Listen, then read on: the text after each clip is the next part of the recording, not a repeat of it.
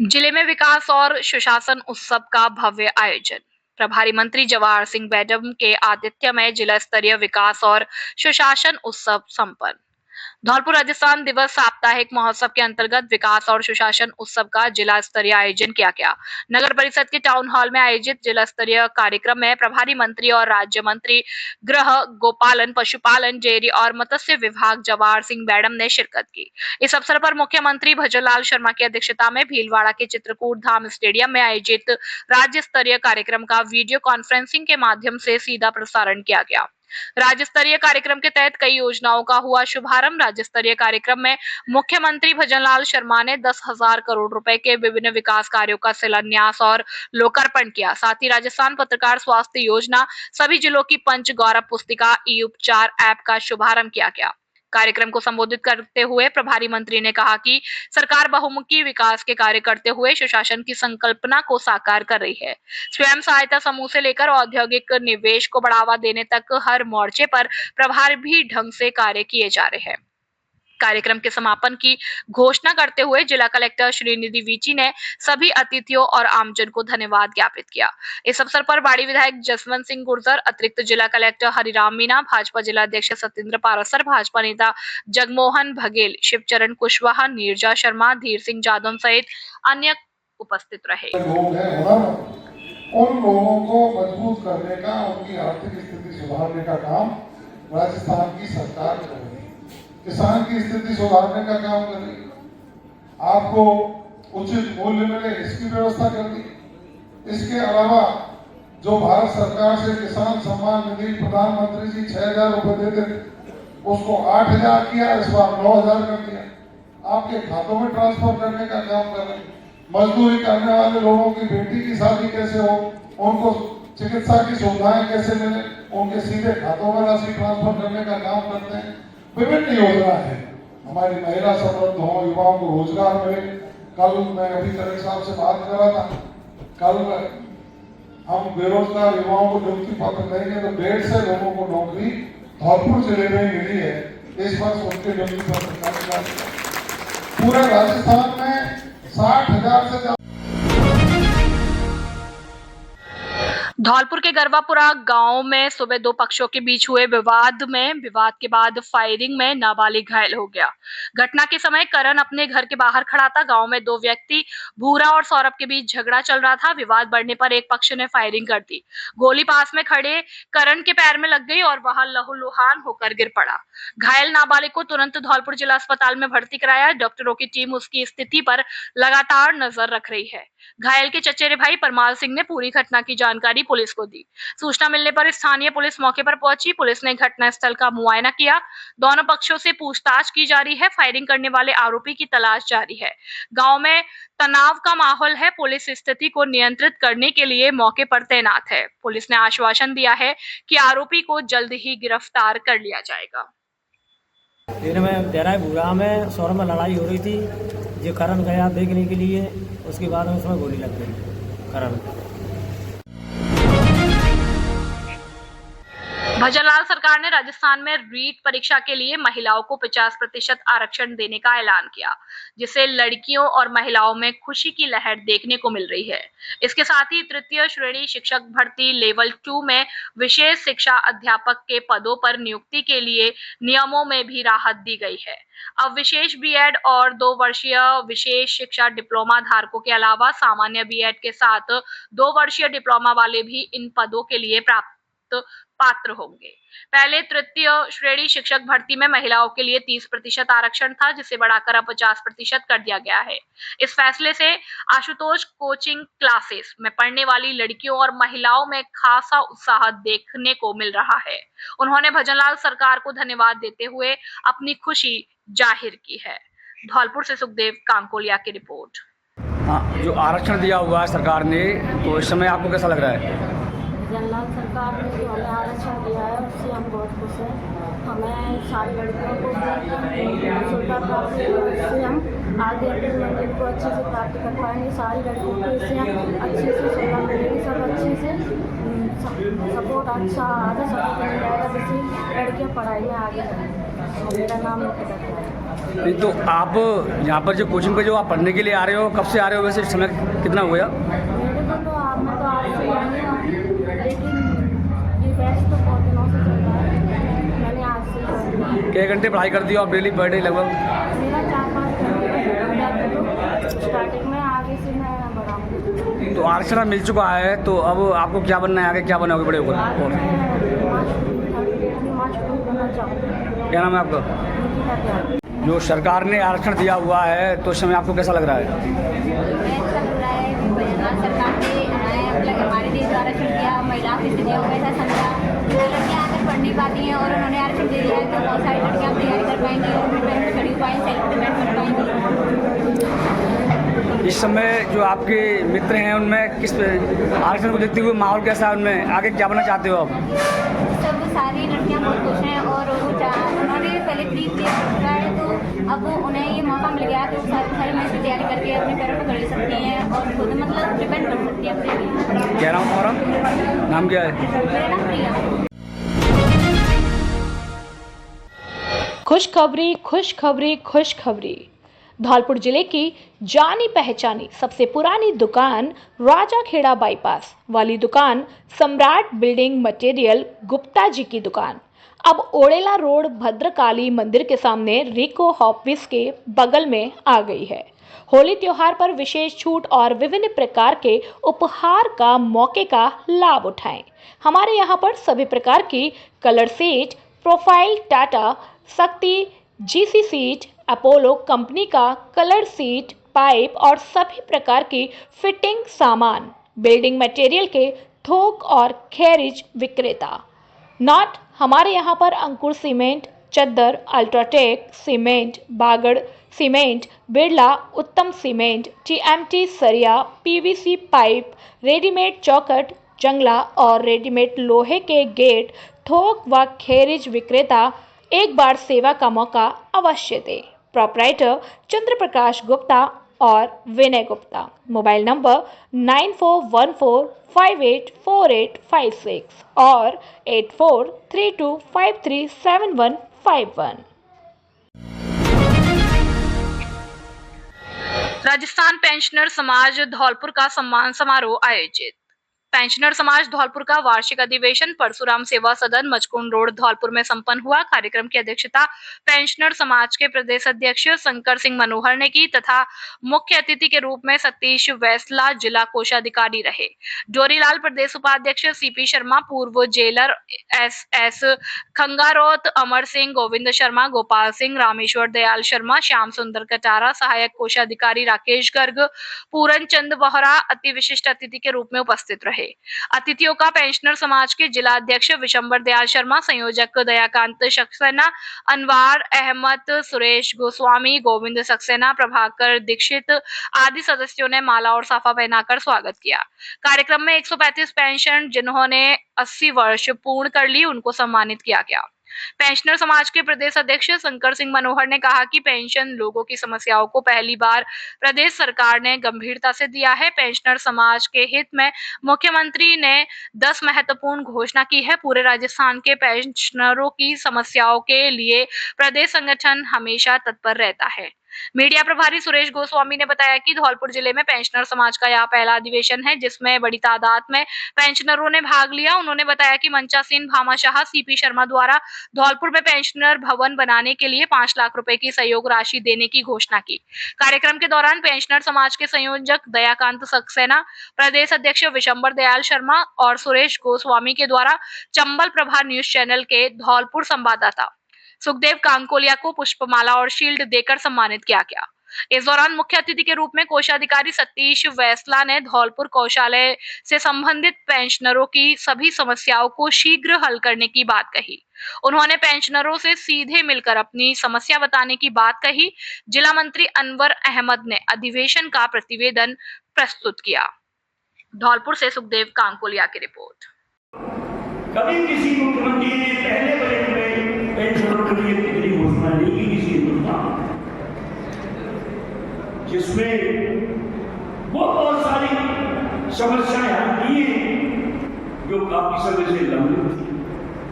बंधुओं, राजस्थान पेंशनर समाज द्वारा धौलपुर में एक कार्यक्रम आयोजित किया, जिसमें मैं स्पेशल गेस्ट आयोजकों द्वारा बनाया गया।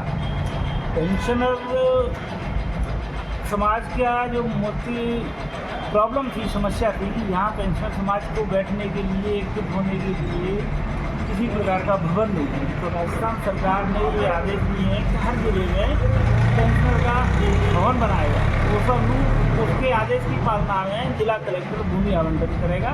उसके बाद पेंशन भवन बनाने के लिए 5 लाख रुपये की राशि स्वीकृत मेरे द्वारा की जाएगी। मैं दयाकांत सक्सेना, संयोजक जिला पेंशन अधिवेशन धौलपुर। पहली बार धौलपुर के अंदर पेंशन समाज का अधिवेशन कार्यक्रम किया जा रहा है और इसमें 80 साल से जो भी हमारे बुजुर्ग पेंशन वाली हैं उनका हम सम्मान कर रहे हैं और बड़े हर्ष के साथ उनका सम्मान कर रहे हैं। हमारी जिला कलेक्टर महोदय को भी हमने आमंत्रित किया है और भरतपुर और जयपुर से भी हमारे बहुत सारे गेस्ट आए हैं और हम ये कल्पना करते हैं कि हमारे जो अतिथि हैं वो और हमारे जो बुजुर्ग पेंशन वाली हैं उनका जीवन एक सुखमय व्यतीत हो और हमेशा उनको सम्मान मिलता रहे। इसी उद्देश्य से हमने ये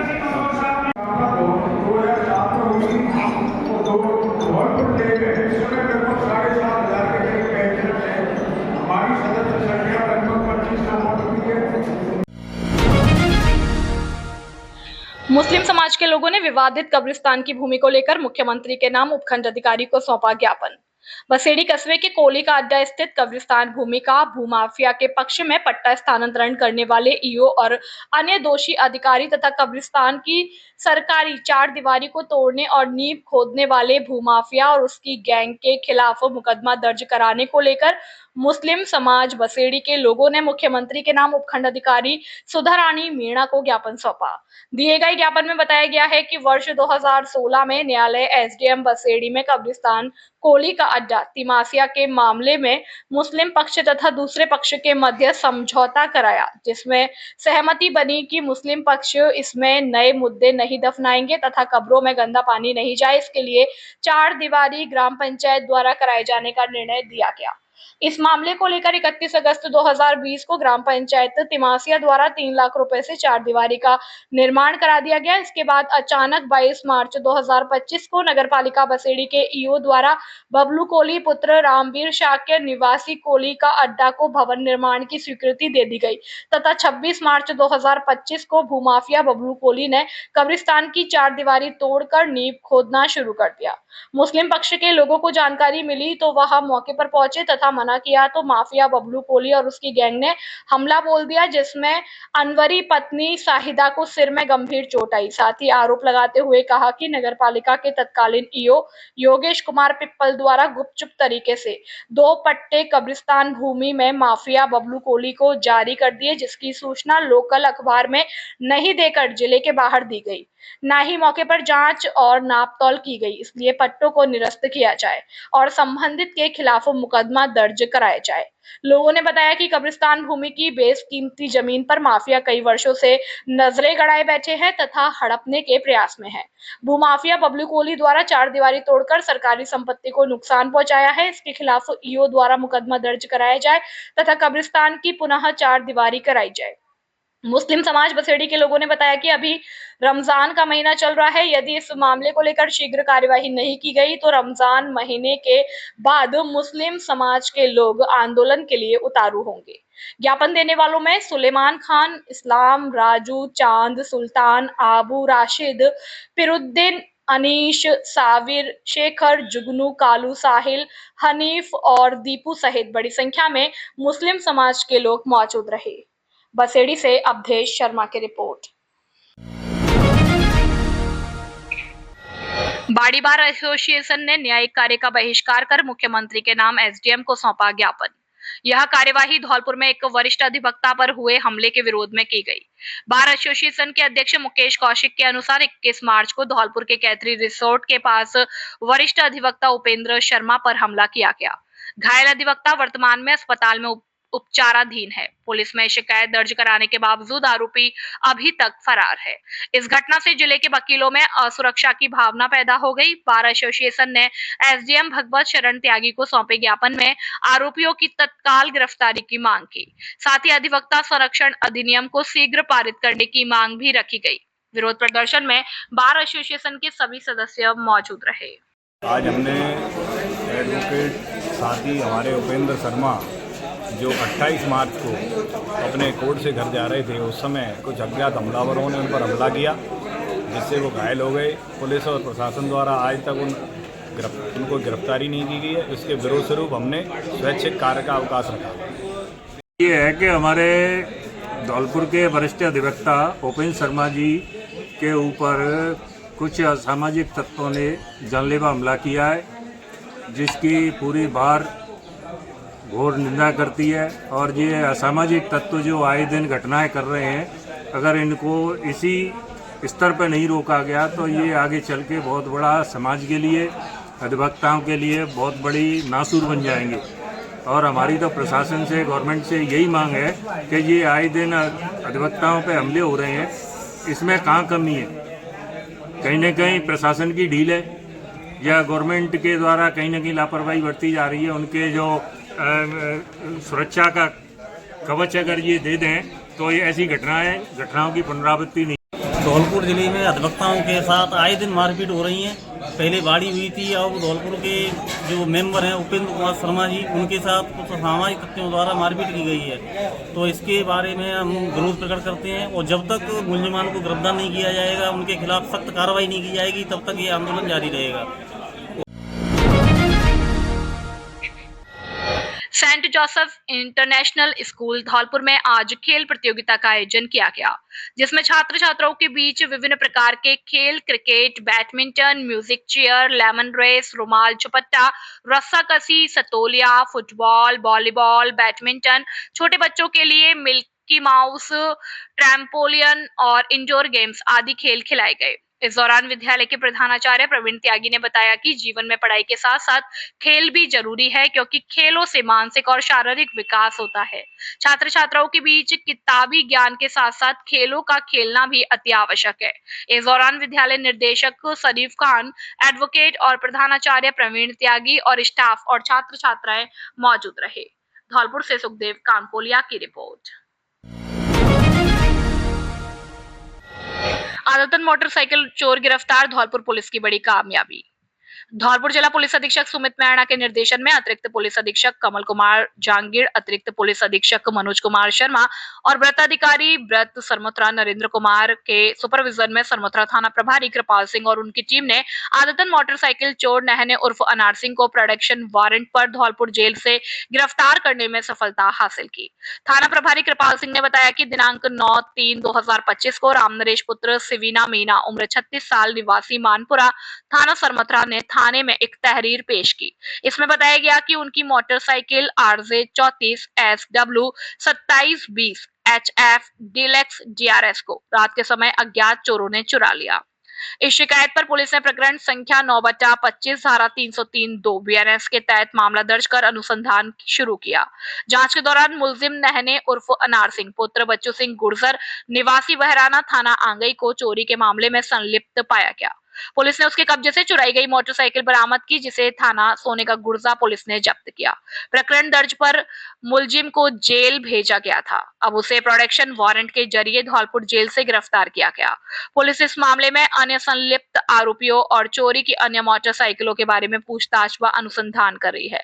इस कार्यवाही में थाना प्रभारी कृपाल सिंह के साथ जलवीर सिंह, सुरेश, राधेश्याम सहित अन्य पुलिस कर्मी मौजूद रहे। सरमथरा से जिला संवाददाता विष्णु कुमार सोनी की रिपोर्ट। आंगई पुलिस ने अवैध खनन मामले में फरार वांछित 2 आरोपियों को किया गिरफ्तार।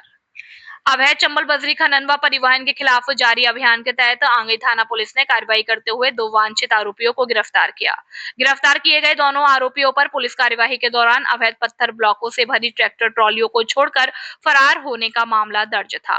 आंगई थाना प्रभारी संतोष शर्मा ने बताया कि गत माह आंगई थाना क्षेत्र में अवैध खनन की रोकथाम के लिए धौंद क्षेत्र में कार्यवाही की जा रही थी। इसी दौरान दोनों आरोपी अवैध पत्थर ब्लॉकों से भरी ट्रैक्टर ट्रॉलियों को छोड़कर फरार हो गए।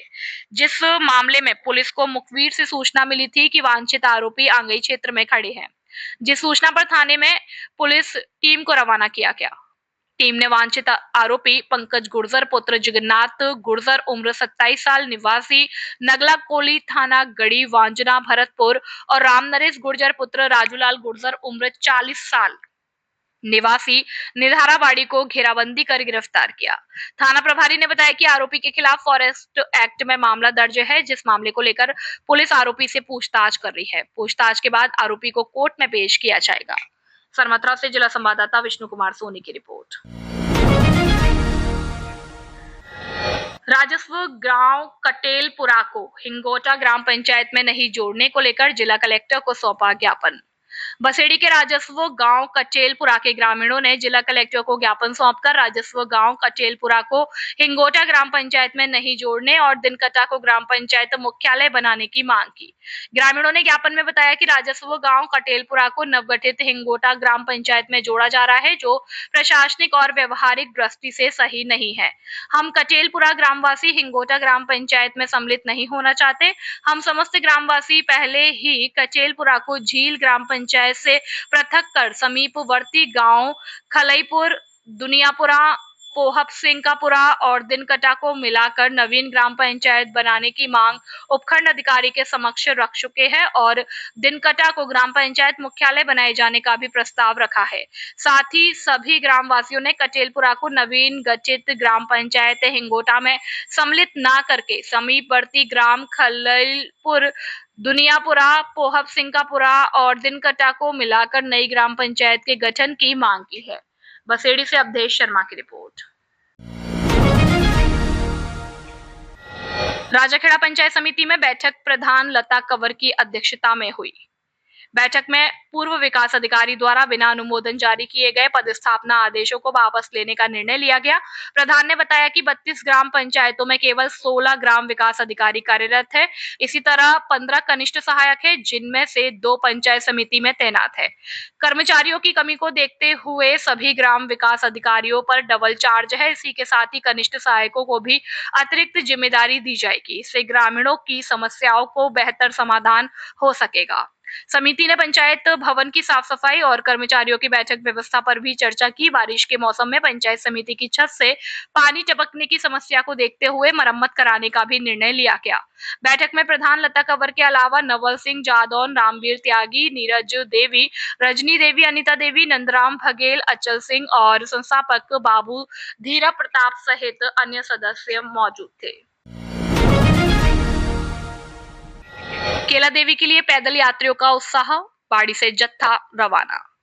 माता केला देवी के दर्शन के लिए प्रतिदिन बड़ी संख्या में श्रद्धालु पैदल यात्रा पर निकल रहे हैं। दूर दराज से लाखों की संख्या में भक्त माता केला देवी मंदिर की ओर बढ़ रहे हैं। इसी कड़ी में आज कोटपाड़ा बाड़ी से एक टोली जय माता दी के जयकारों के साथ माता के भवन के लिए रवाना हुई।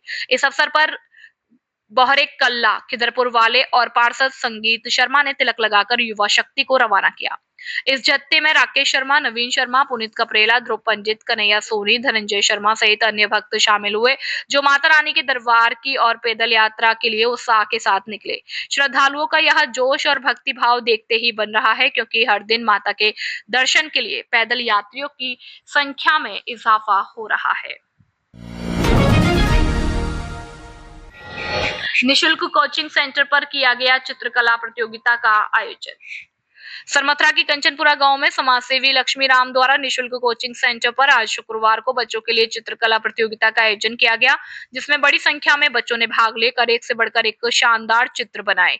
वहीं बच्चों के द्वारा की गई चित्रकारी की ग्रामीणों ने सराहना की। साथ ही संदर्भ में कोचिंग सेंटर के व्यवस्थापक लक्ष्मी राम ने बताया कि उनके द्वारा गाँव में ही शिक्षा को बढ़ावा देने के उद्देश्य से निःशुल्क कोचिंग सेंटर चलाया जाता है, जिसमें हर वर्ग में बच्चे अध्ययन करते हैं और साथ ही बच्चों के उत्साह वर्धन के लिए समय समय पर सामान्य ज्ञान, चित्रकला सहित खेल खेल में शिक्षा जैसी प्रतियोगिताएं करवाई जाती हैं। साथ ही कहा कि आज के युग में शिक्षित होना अति आवश्यक है और अधिकांश ग्रामीण क्षेत्रों में रहने वाले गरीब तबके के लोग जिनके बच्चे शिक्षा से वंचित ना रहे, उनको ध्यान में रखते हुए उनके द्वारा निःशुल्क कोचिंग सेंटर चलाया जाता है। सरमथरा से जिला संवाददाता विष्णु कुमार सोनी की रिपोर्ट। सदर थाना प्रभारी देवेंद्र कुमार शर्मा की धमाकेदार कार्यवाही के आगे घुटने टेकने को मजबूर अपराधी। हिंडौन जिला पुलिस अधीक्षक ब्रजेश ज्योति उपाध्याय के निर्देशन में जिले भर में चलाए जा रहे अपराधियों के खिलाफ धरपकड़ अभियान के तहत हिंडौन सदर थाना प्रभारी देवेंद्र कुमार शर्मा के नेतृत्व में पुलिस टीम द्वारा 2 इनामी बदमाशों को गिरफ्तार करने में सफलता हासिल की। साथ ही इस संदर्भ में थाना प्रभारी देवेंद्र कुमार शर्मा ने बताया कि हत्या के प्रयास के मामले में फरार चल रहे इनामी बदमाश भीमो गुर्जर और नरसी गुर्जर निवासी बमनपुरा को गांव में ही नाली निर्माण को लेकर झगड़ा हो गया था, जिसमें आरोपियों ने फायरिंग कर दी और फायरिंग के दौरान गोली ग्रामीण पिल्लू गुर्जर के पेट में लगी, जिस पर जिला पुलिस अधीक्षक ब्रजेश ज्योति उपाध्याय के द्वारा दोनों आरोपियों पर 10,000 और 3,000 कुल 13,000 रुपए का इनाम भी घोषित किया गया, जिस पर थाना प्रभारी ने उक्त दोनों आरोपियों को भरतपुर जिले के बयाना इलाके से गिरफ्तार करने में सफलता हासिल की। आमजन ने विश्वास और अपराधियों में भय के लिए चर्चित है थाना प्रभारी देवेंद्र कुमार। साथ ही आपको बता दें कि पूर्व में भी थाना प्रभारी के द्वारा धौलपुर जिले में भी अपनी सेवाएं दी हैं और अपने कार्यकाल में कुशल नेतृत्व के दौरान आमजन के विश्वास और अपराधियों ने भय के नारे को सिद्ध साबित किया।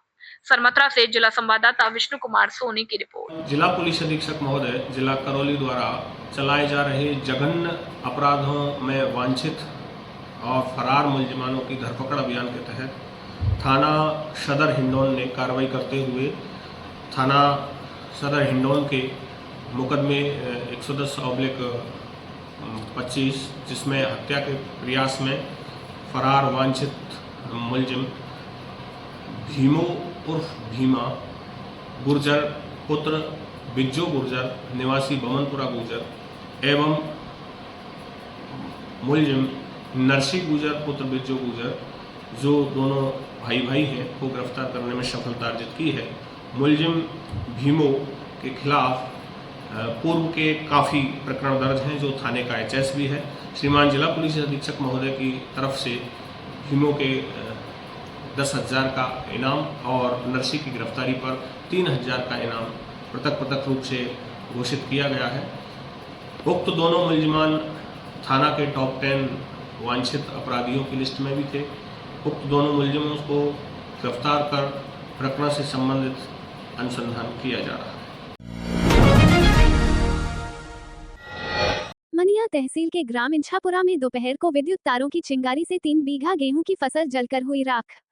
इस समय फसलों की कटाई चल रही है। कटाई से पूर्व दिन में तेज हवाओं के कारण स्पार्किंग से खेतों में खड़ी गेहूं की फसल जलकर राख होने से किसानों के अरमान पानी फिरा। कालीचरण ठाकुर के खेत पर पाकी हुई गेहूं की फसल नष्ट हो गई है। पटवारी को बुलाकर मौका मुआवना किया जा रहा है। प्रार्थी के द्वारा पुलिस थाने में सूचना कर दी गई है। जगमोहन पुत्र कालीचरण ने बताया कि अब उनके घर गेहूं की फसल नष्ट होने से बहुत बड़ी समस्या उत्पन्न होगी। ग्रामीणों ने मौके पर पहुंचकर आग को काबू में किया। राजाखेड़ा तहसील परिसर के शौचालय की खराब स्थिति। राजाखेड़ा तहसील परिसर में स्थित शौचालय की हालत बदतर हो चुकी है।